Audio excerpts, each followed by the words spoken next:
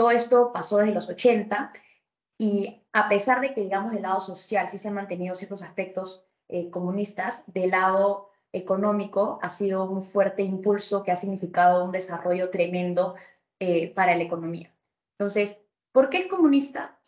Políticamente, digamos, este es el aspecto en el que vemos el lado comunista. El Partido Popular Chino es la única fuerza política en China, gobierna de manera vertical y jerárquica. Por ejemplo, no existe libertad de prensa, hay mucho control sobre el Internet. Muchos de ustedes saben que, por ejemplo, allá no hay Facebook, allá no hay Instagram. También controla un montón los medios masivos. El Estado incluso persigue a activistas religiosos. Sin embargo, lo interesante acá es, a pesar de tener todo este entorno del lado social, del lado político, algunos aspectos interesantes son, por ejemplo, China es el segundo país con más multimillonarios en todo el mundo. Otro ejemplo es de las 500 compañías, de las 500 corporaciones más grandes a nivel global, 124 son chinas y 121 son americanas. Y de estas 124 que son chinas, casi el 70% son compañías estatales. Este es un dato de Fortune Global 500 a mitad del año pasado. Entonces, efectivamente vemos que sí, China se ha convertido en el principal gigante del mundo, produciendo y exportando más que nadie. Perfecto. Y de hecho, lo podemos ver, digamos, reflejado en este crecimiento del PBI, ¿no? De hecho, lo que menciona Italia es cierto. Es un gobierno comunista, pero económicamente es pro mercado. Entonces, ha sabido utilizar bien, digamos, una estrategia económica, pero en lo social ha sido más estricto. Entonces, basado en esos hechos, ¿por qué, digamos, es importante el mercado chino para el mundo? ¿Qué parte de China a nosotros nos puede interesar para poder ver el crecimiento que ha podido tener en los últimos años? Entonces, acá le estamos mostrando los principales destinos y principales productos que exporta China. Entonces, eh, Natalia, cuéntanos un poco qué opiniones tienes respecto a los principales destinos donde exporta China. Acá, en realidad, lo que les hemos querido mostrar es tener una idea de, de un pilar importante que ha sido, que ha representado este crecimiento que ha tenido China, que es las exportaciones. Y no solamente ha sido un pilar para China como economía, sino ha sido un pilar clave para el mundo entero. Ha sido súper importante para todo el tema de la globalización. Si vemos el cuadro de la derecha, el cuadro está dividido en industrias y específicamente en los productos. Y si nos damos cuenta a grandes rasgos, casi el 40% de los principales productos que China exporta son de maquinaria. Son chips, teléfonos, circuitos integrados, computadoras, partes para máquinas de oficina. China se ha vuelto un pilar y una fuente súper importante para todo el tema tecnológico y todo el tema y toda la innovación que está permitiendo que justamente la curva de crecimiento económico se pueda expandir. Están automatizando procesos, se está permitiendo que la productividad mejore a nivel global para todo el mundo, causa toda esta mayor conectividad y que cada país sea mucho más eficiente, ¿no? Si yo tengo, por ejemplo, algodón y no tengo con quién producirlo, ok, voy a ir con otro país y voy a empezar a conectar y vamos a conectar y vamos a conectar y todos van conectando y van siendo mucho más eficientes. Digamos, para tener toda esta estructura, China es un pilar clave en varios tipos de industria y sobre todo en la parte tecnológica, que es justamente lo que está apoyando a este crecimiento bastante fuerte y que la perspectiva continúa bastante interesante, no solamente, como digo, para este país, sino en la importancia de este país para todo el mundo. Así es. Y de hecho, para mostrarles un poquito, podemos ver que los principales destinos de exportación para China es Estados Unidos, como lo ha mencionado Natalia. Y otro principal destino es, digamos, todo Asia. ¿Se dan cuenta? Hong Kong, Japón, Corea del Sur, Vietnam. Y hay algo importante que mencionar también. China, junto a otros países como Hong Kong, Japón y etc., han formado un clúster financiero. ¿Qué es esto? Básicamente, utilizan la mejor habilidad económica de cada país para producir un producto o un servicio. Es decir, China, por ejemplo, puede tener la mano de obra más barata. Japón puede proveer las materias primas de una forma más económica. Surcorea de repente tiene una mejor bahía para las exportaciones en buques y así utilizan, digamos, un tipo de negocio entre Asia. Entonces, también es importante mencionar, se ve un poquito pequeño, pero en esta parte dice Perú y sale un 0,37%, o sea, menos del 1%. Nosotros representamos en exportaciones para China el 0,3%, mientras que nosotros en las importaciones hacia China representamos más del 20% de nuestro total de importaciones. Entonces, se podrán dar cuenta qué tan grande es China en respecto a las exportaciones. ¿De acuerdo? Entonces, en base a eso, nosotros podemos determinar con estas gráficas, hemos sacado las 20 principales países exportadoras e importadoras. Esta data está en 2020, pero podemos ver en números, digámoslo de esta forma, qué tan grande es China en el lado exportador. Tenemos que sumar a Estados Unidos y Alemania para tener, digamos, lo mismo un poco más de lo que hace China. ¿Qué podemos calcular ahí o qué podemos analizar sobre esto, Nat? Acá sí es para mostrar la imagen en grande, darnos cuenta que efectivamente el mercado chino es mucho más grande que, sin irnos muy lejos, hasta su siguiente competidor.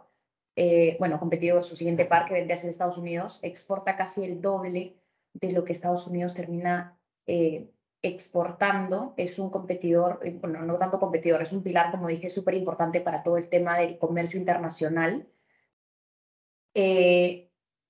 Mientras que del lado de las importaciones, sí vemos que tiene una balanza comercial que termina siendo positiva porque las importaciones son menores. Usualmente vemos que sí, lo interesante también de China es que se está convirtiendo en una economía bastante industrial. No cuentan con materia prima.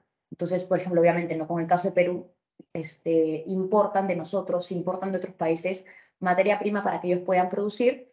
Y lo otro interesante es que también están migrando, están elevando la calidad de bienes que ellos producían, de pasar a producir a bienes intermedios, están cada vez yendo más hacia bienes finales y poder mejorar la cadena de producción. Interesante lo que menciona, porque podemos ver de repente en los siguientes años a un primer puesto en importador como China, ¿no?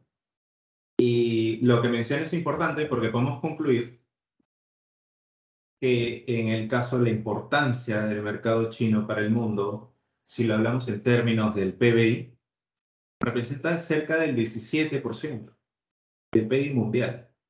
Y en el caso de Estados Unidos es el 25%. O sea, no es nada, digamos, malo. En realidad es algo que el mercado chino en realidad es más de lo que aparenta ser. Entonces, hay que tener muy en cuenta eso. Ahora, como dato, el PBI de Estados Unidos se enfoca más en el consumo, porque inclusive la ponderación que utilizan para el PBI es casi un 69% en lo que es consumo, mientras el PBI de China se enfoca más en el comercio, ¿de acuerdo?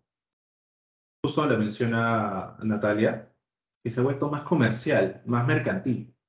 Entonces, ya vemos que la estrategia de China no es enfocarse en que voy a comprar un producto y así, recurrencia, sino es generar innovación a través de los sectores y generar comercio. Adicional a esto, el 39% del PBI es aportado por el gobierno chino. Esto según el FMI. Así que, Nas, cuéntanos un poquito. Vemos que el crecimiento de China se está emparejando con Estados Unidos. ¿Esto a qué se puede ver? Sí, de hecho, esto es desde los años 80, cuando justamente veíamos que les hablé este cambio en la estructura del gobierno y en la estructura de cómo se iba a manejar el lado económico versus el lado político, y vemos que justamente ha habido este quiebre importante en el crecimiento económico del país y sí está convergiendo hacia ser cada vez más cercano a Estados Unidos y convertirse en esta superpotencia global, probablemente a la par, probablemente mayor, pero sí con altas expectativas de seguir creciendo. Es bien interesante, no sé si ustedes han visto, ¿no? El mercado chino le preocupa cuando crece a tasas de 5% y que esa tasa de 5% es bastante elevada, ¿no? Es una tasa que no estás viendo en ninguna otra economía tan grande o tan madura o tan industrial como lo es China en este momento de su vida. Buenísimo. Y es importante saberlo porque ya hemos visto un poco el tema de la teoría, cómo ha ido el pasado, por qué está al día de hoy China como se encuentra. Pero ¿qué retos va a enfrentar, digamos, el sector de las tecnológicas chinas al día de hoy? Entonces tenemos dos puntos importantes que a nuestro criterio van a ser los que van a intervenir bastante en el tema de las empresas. Una son las regulaciones más estrictas en China. Esto en base a los monopolios. Obviamente el Estado o el gobierno está siendo más incisivo con el tema de que hayan múltiples empresas dentro del sector.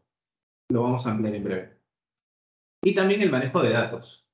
Este manejo de datos, ¿por qué? Porque hay un abuso por el parte de las empresas de la información de los usuarios, la están usando demasiado.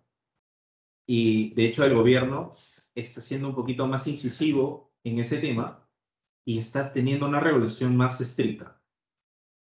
Por otro lado, también la regulación en Estados Unidos, a través de la auditoría por parte de la SEC es la Security Exchange Commission.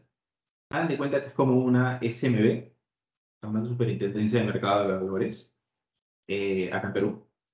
Entonces, estas dos regulaciones o indicadores van a hacer que vayan a haber cambios en las cotizaciones y valoraciones de la empresa o de las empresas. Entonces, a futuro, ¿qué tenemos que ver, Natalia? ¿Qué tenemos que estar teniendo presente para que no tengamos problemas o nos llevamos por las especulaciones del mercado? Ya, hablando acá sí quiero comentar un poco qué fue lo que pasó para estar en perspectiva, ¿no? Ahondando un poco más en lo que tú ya has comentado. Todo este tema empezó, digamos, de manera mucho más puntual en el 2021. Acá sí es súper importante saber que siempre ha habido regulación, no es que nunca ha habido regulación para ambos mercados, tanto en el caso de China como en el de Estados Unidos.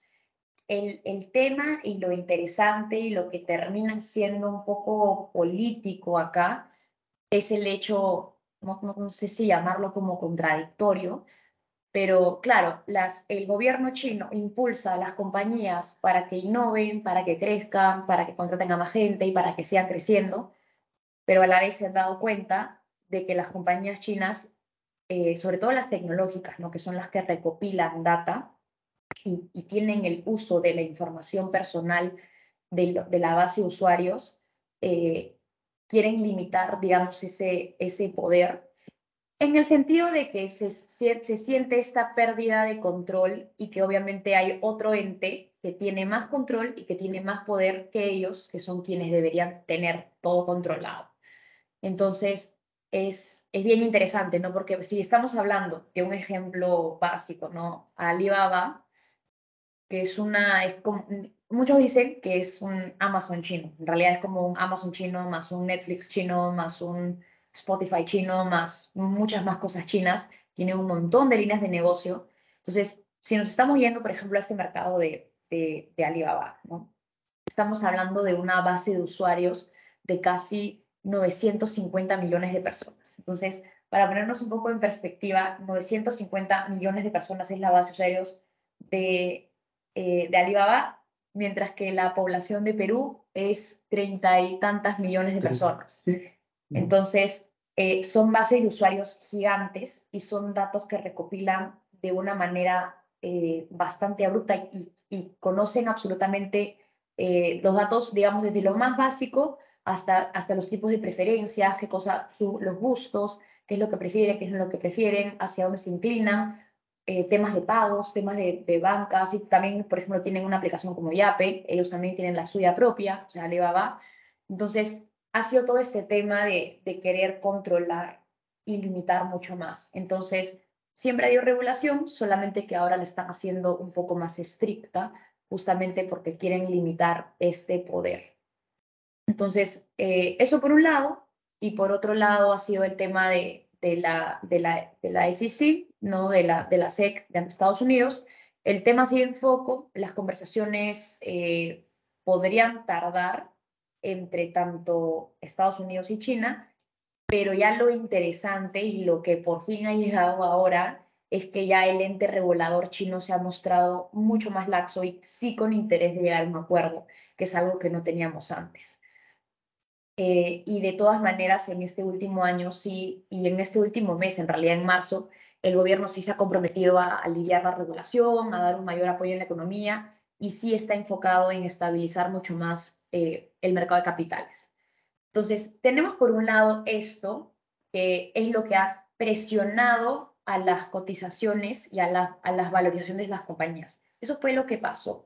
Pero ¿qué es lo que tenemos que nosotros siempre darnos cuenta? Y en términos generales, eh, cuando uno hace una inversión, digamos que a lo grande tenemos dos factores, ¿no? El factor que controlamos o que conocemos, que son los fundamentos de la compañía, y el factor que no controlamos y que no conocemos, que es los aspectos externos, ¿no? La política, la macroeconomía, temas que pueden ir surgiendo.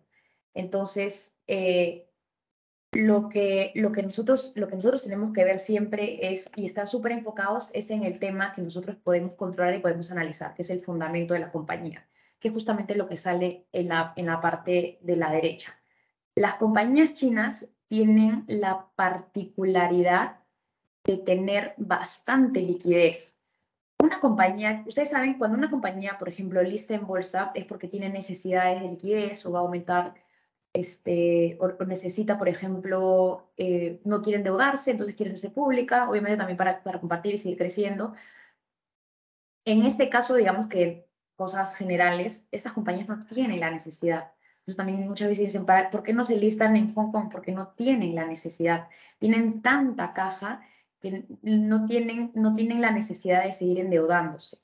Y tienen tanta caja y generan tanto y es tan dinámico el negocio que son bastante activos en inversiones. Las líneas de negocio de cada una de las compañías es súper grande. Una compañía van a ver que muy pocas veces se dedica solamente a una cosa y lo que hace siempre es diversificar y entrar en diferentes sectores. Y normalmente, como les digo, no es que Alibaba sea el Amazon chino, sino que Alibaba es Amazon y es muchas cosas más.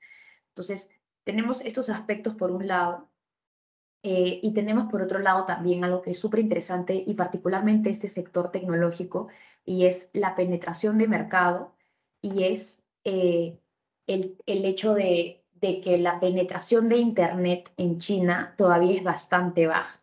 Entonces, imagínense que ahorita más o menos el Internet de estar penetrando un 30% de toda la población china.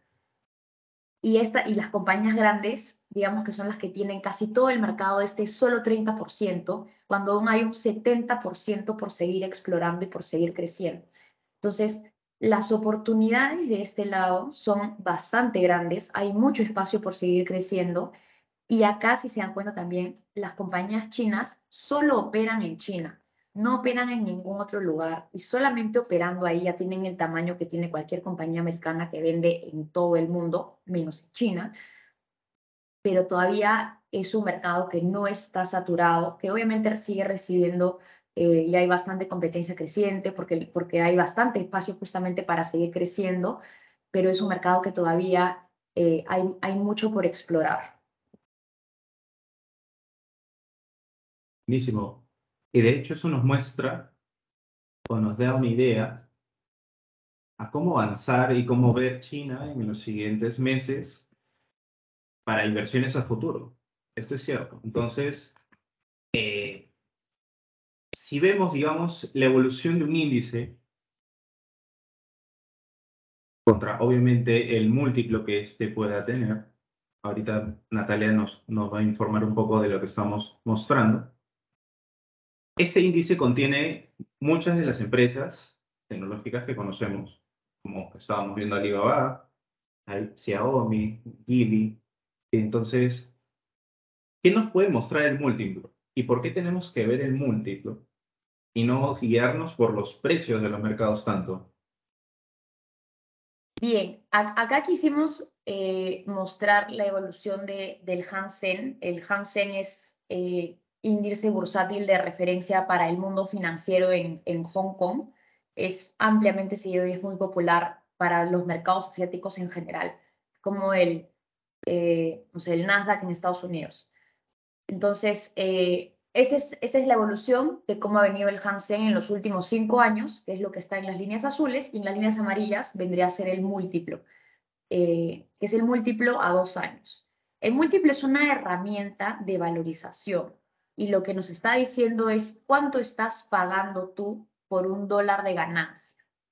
Entonces, obviamente, lo que siempre buscamos es pagar un múltiplo barato por un buen fundamento. Entonces, cuando encontramos una compañía o encontramos en algún sector, alguna compañía que tiene buenos fundamentos y que justo ese día está con un múltiplo barato, ahí es cuando representa una oportunidad interesante. Que tienes que tener siempre varios aspectos digamos, en todo check, ¿no? La parte micro, buenos fundamentos, check, la parte sectorial y la parte macroeconómica.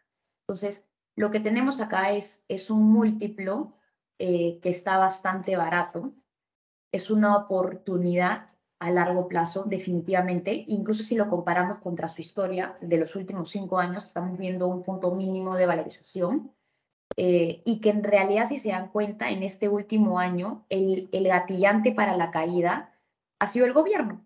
Entonces, digamos que no es que sea por lo tanto y no es que sea obligatoriamente así, pero un catalizador y el catalizador que veríamos como más importante también para que cambie esta senda también vendría a ser el gobierno. Entonces, corto plazo no solamente es el tema de las compañías en específico, sino también es un poco de cómo viene la economía china, que lo vamos a explicar en un momento.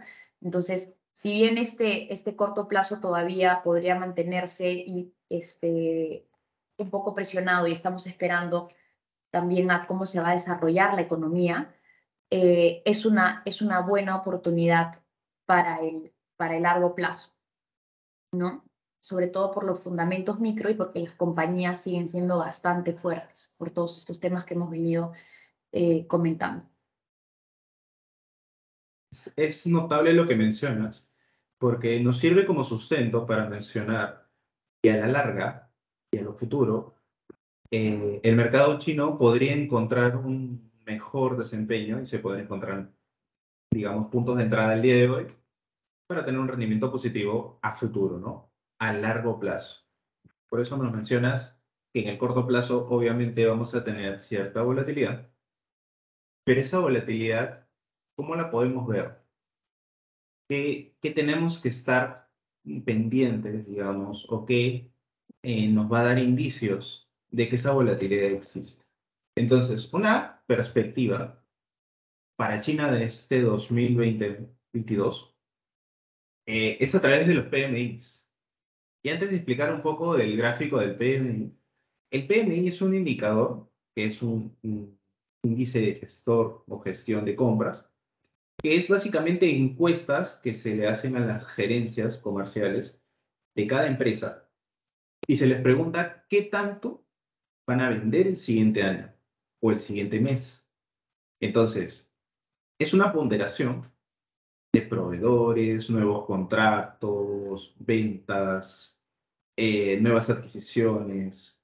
Hay una fórmula por ahí dentro del PMI que pondera. Y en base a eso, le entrego un puntaje. ¿De acuerdo? El puntaje que debe tener un país es más de 50, en el mejor de los casos. ¿De acuerdo? 50 a más indica que hay una expansión.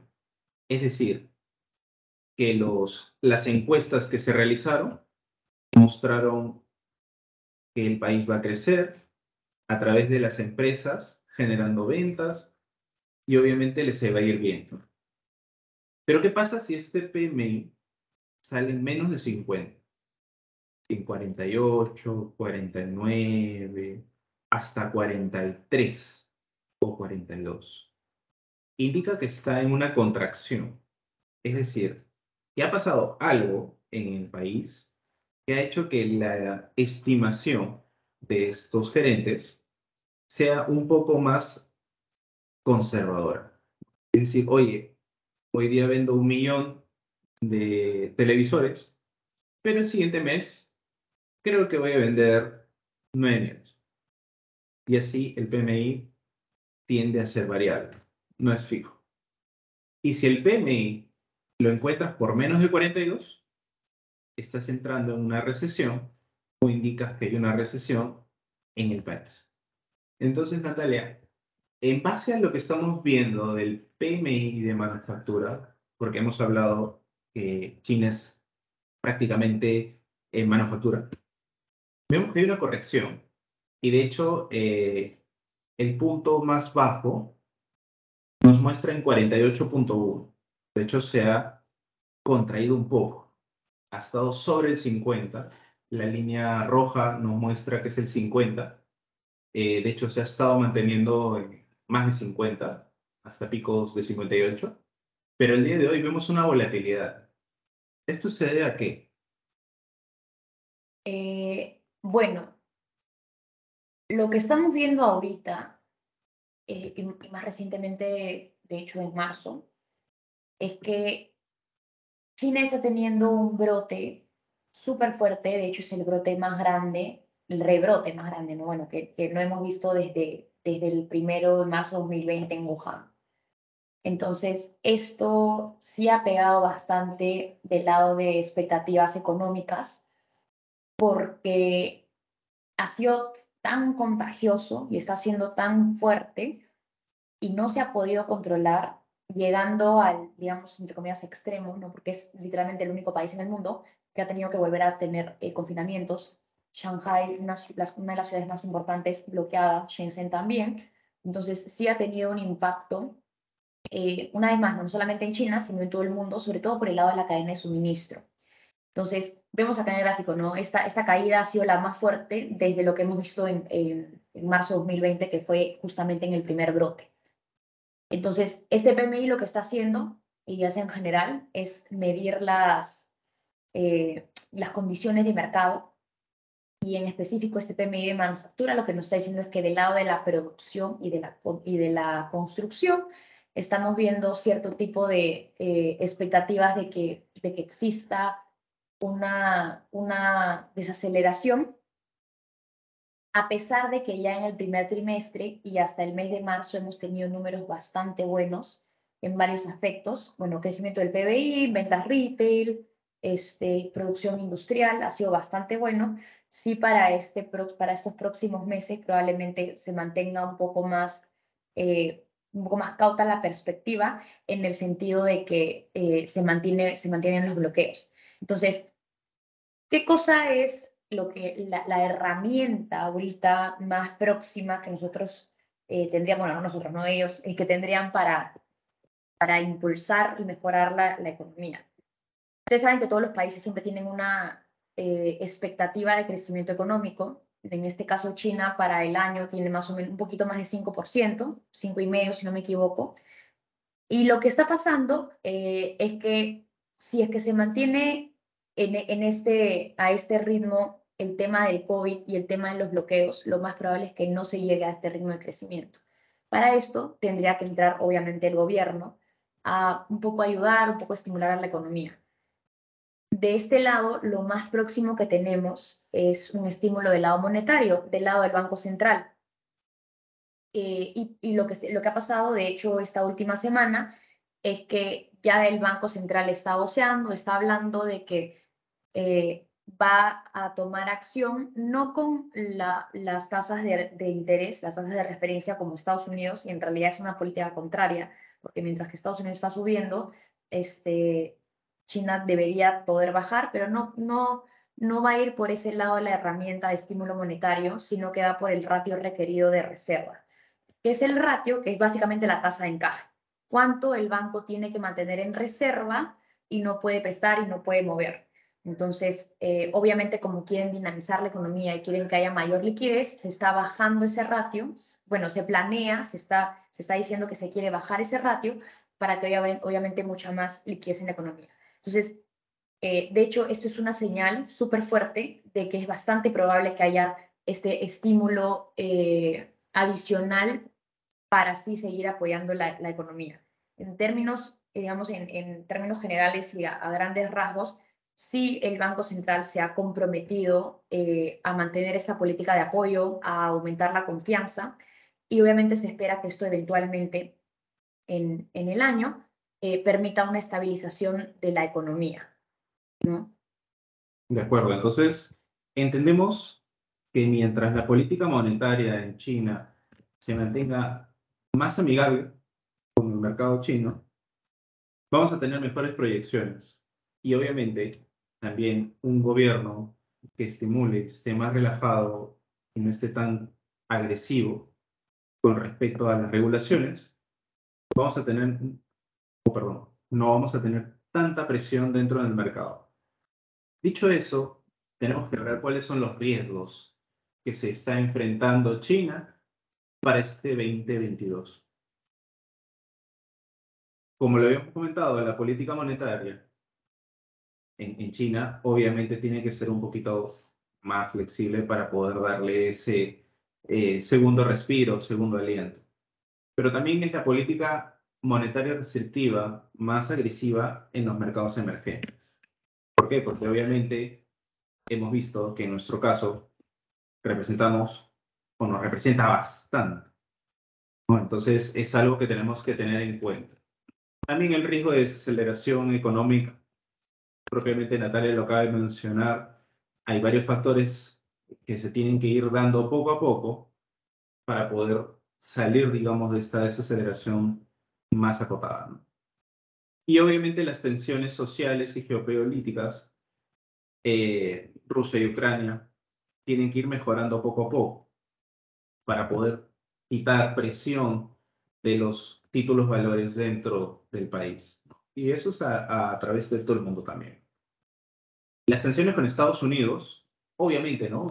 Más regulación en Estados Unidos van a presionar más a las empresas, ¿no? Imagínense que en un momento Estados Unidos diga, no, ¿sabes qué? Las empresas chinas salen de la bolsa de Nueva York. Obviamente van a tener un fuerte impulso hacia abajo.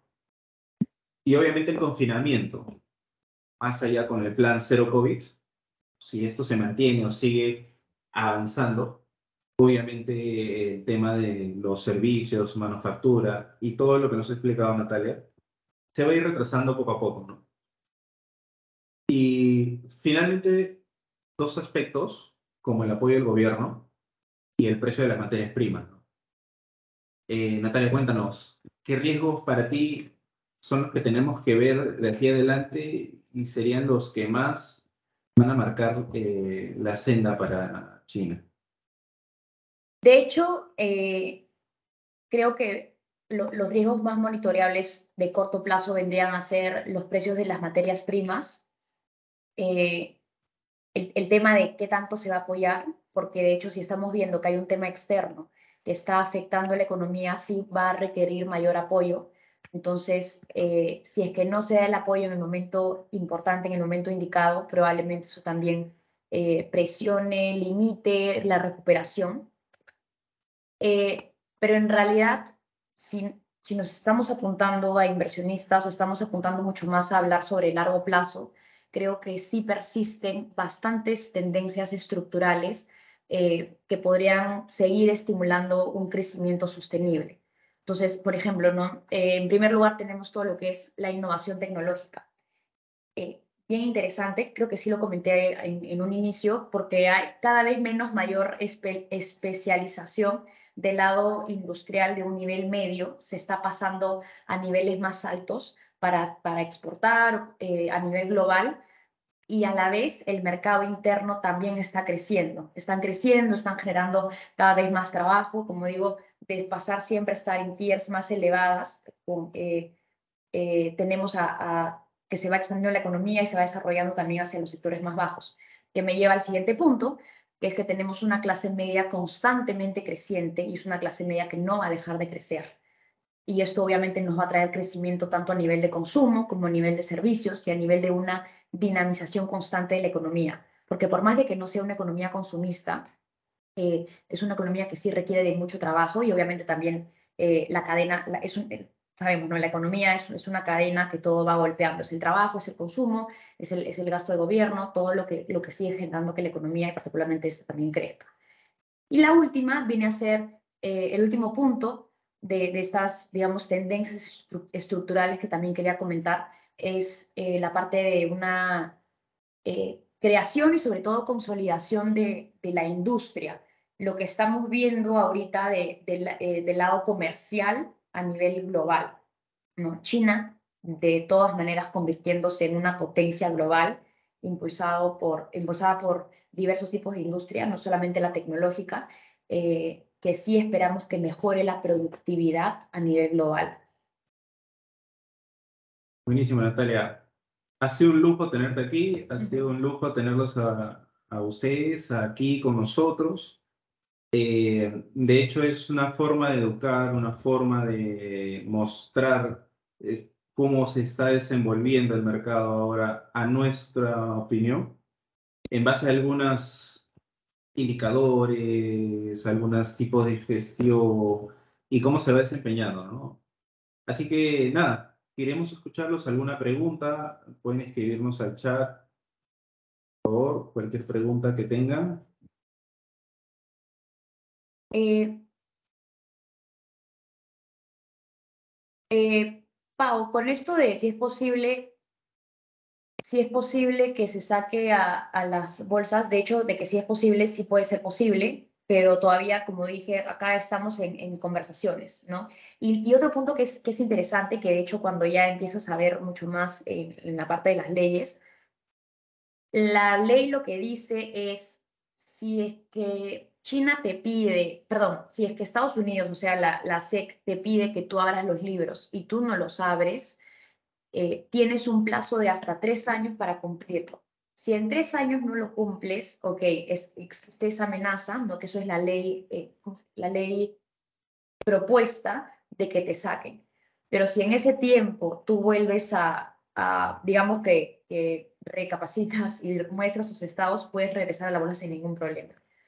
Entonces, ¿qué cosa pasaría con los accionistas? De hecho, yo el año pasado sí, hablé con un par de compañías chinas, con la gente del Investor Relations de allá, y justamente me contaron que el proceso para hacer el listado de bolsa en Hong Kong es súper fácil, es súper rápido. De hecho, las dos compañías con las que hablé me comentaron que ya tenían ese proceso aprobado y que es como falta es un check para que tú digas, ya, ok, voy a empezar a listar en la otra bolsa. El tema es que no lo hacen porque no lo necesitan. Si tú listas por ejemplo, en diferentes tipos de bolsas y no lo necesitas, ¿a qué voy con que no lo necesitas? No necesitas tanto capital, termina siendo ineficiente. porque no, es un capital extra que no lo necesitas. Entonces, simplemente lo que están haciendo ahorita es aguantarse, a ver si algo pasa, y si es que existe la necesidad, obviamente en este caso extremo, el listado y la migración, digamos, de tu accionariado, porque básicamente el mismo. Si tú tenías 10, no sé, 10 acciones allá, seguirías teniendo 10 acciones en Hong Kong. Buenísimo. Nats, sobre lo que nos mencionas, hace unas diapositivas atrás hablamos del sector tecnológico. ¿Cómo lo vemos de acá en adelante? Porque obviamente hablar de una empresa Ajá. y hablar de varias se puede desvirtuar, ¿no? Sí, o sea, lo interesante y lo importante del sector tecnológico, y con truco, creo, es el corto plazo. Sí hay mucha, digamos, incertidumbre, en el sentido de que, en mi opinión, hay mucho en manos del gobierno, ¿no? Entonces, como les dije, ¿no? Como hemos visto en el gráfico, el gobierno es el que ha hecho la caída, y el gobierno es quien podría revertirla, ¿no? En el sentido de que es el catalizador. Si dicen, ok, ya no voy a controlar más, ok, voy a ser un poco más laxo, de todas maneras, de ese lado sí podemos ver una revaluación.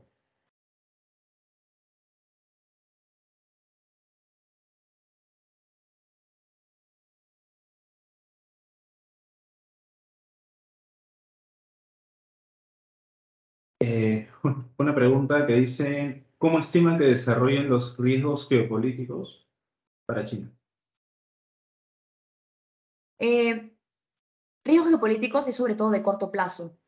Entonces, la parte de desarrollo, o sea, ahorita el riesgo geopolítico más grande que tenemos a nivel global vendría a ser toda la parte de la guerra Rusia-Ucrania. Y eso sí, y eso es bien interesante, porque el riesgo, he dicho, ¿no? Sí, hemos estado conversando que el riesgo macro, eh, hay un riesgo que es no controlable, pero yo creo también que el riesgo político es aún menos controlable.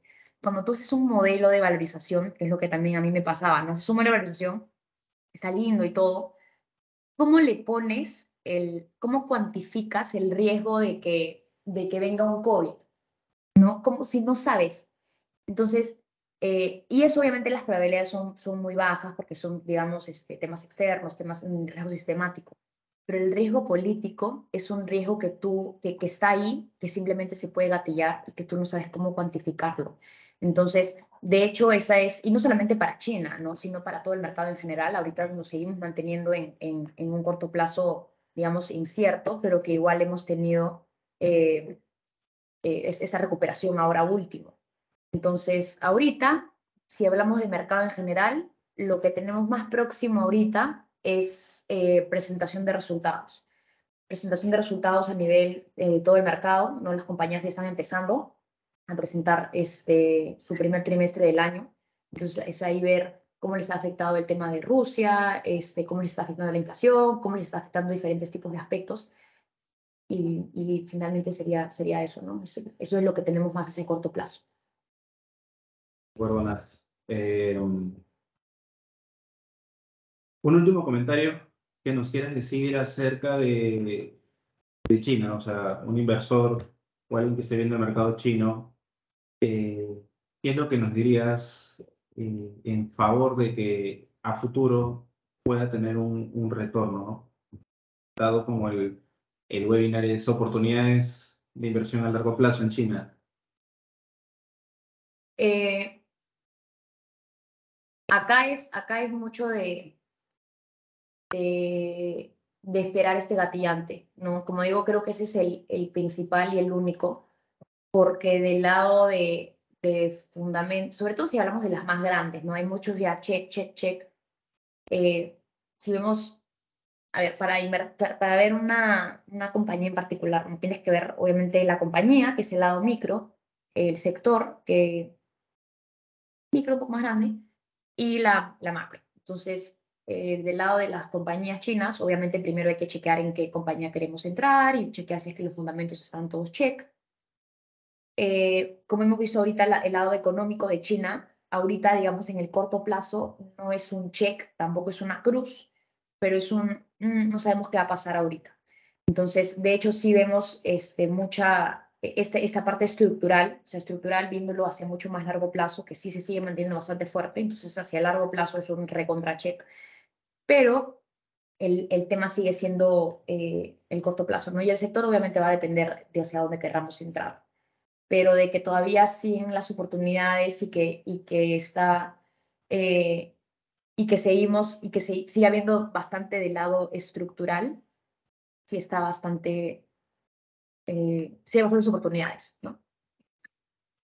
Perfecto, Natalia. De hecho, concluye bastante bien decir los fundamentos, o sea, creemos en los fundamentos de las empresas, los beneficios que puede entregar hacia las acciones, obviamente la liquidez, la penetración de mercado, todo acerca del fundamento, ¿no? Eso es lo que nos va a llevar a una senda de inversión más calmada. Las especulaciones del momento y también el tema de eh, eventos geopolíticos, obviamente nos van a mostrar una volatilidad a corto plazo. Eh, Nada, es un gusto estar con ustedes. Este es el final de nuestro webinar de oportunidades a largo plazo de inversión en China. Gracias por su asistencia, que tengan una buena noche y bendiciones. Gracias, chao.